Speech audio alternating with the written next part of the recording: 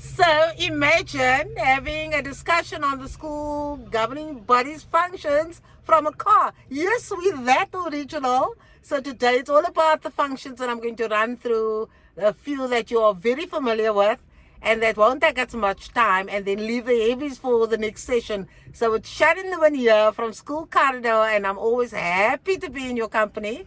For those of you who are new to the channel, welcome. We love having new people. And for those of you who are always popping in, thank you for coming. I enjoy your company, and it's you that make me keep on going.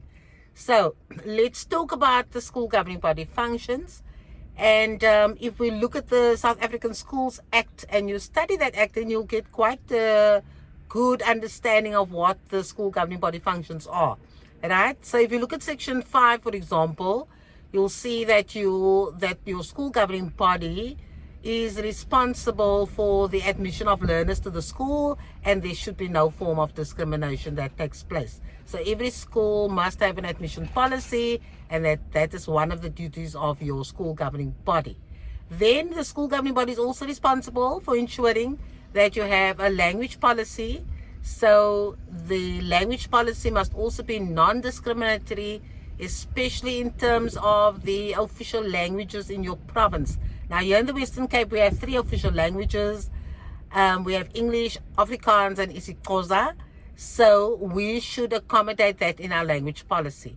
And it's quite important because, you know, the schools are changing. Our cultural diversity is something to celebrate in our schools. And so when you look at your language policy, of course, you have to look at the learner enrollments that you have, and you need to accommodate those languages. And that means that you also have to look at your staffing, because you have to see if your language groups are more diverse now, then it makes absolutely sense that you need to start looking at the diversity of your staff. But those are just some of the things I thought I'll mention, because I know many schools are struggling out there. You know, you're getting a particular language group moving into your school, and you are sticking to the old way of doing things. And many a times that would be a disadvantage. So the best thing is to bring your language policy in line with the way your school is evolving. And in that way, you're contributing to the way the school is developing, and you're contributing to the way our country is being transformed because of your actions, your affirmative actions, your proactive actions, and your actions in terms of ensuring that you are keeping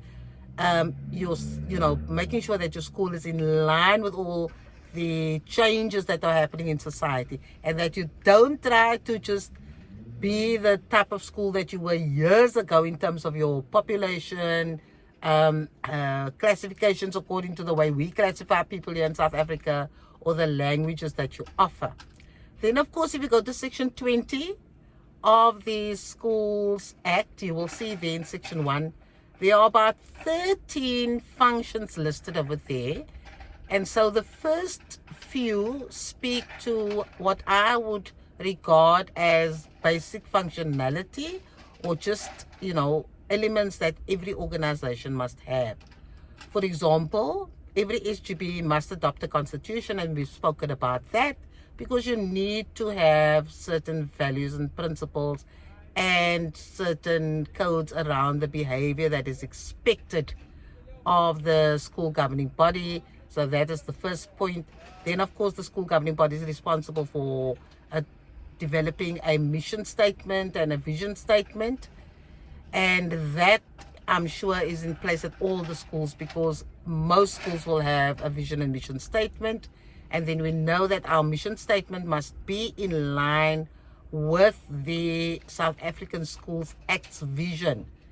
So in essence, your vision must talk to quality education for all our children, right? Then, of course, you must have a code of conduct for your learners. And that is going to be at least a few sessions, because besides having the code of conduct in place, the implementation of that code of conduct is usually quite a complex and difficult exercise, because you will have different levels of transgressions in there. Okay, And most codes of conduct seem to concentrate on the punitive codes conduct and don't really incorporate any pro-social behavior affirmations in the code of conduct. But that's also a conversation for another time. So we've basically said that the SGB must develop a language policy.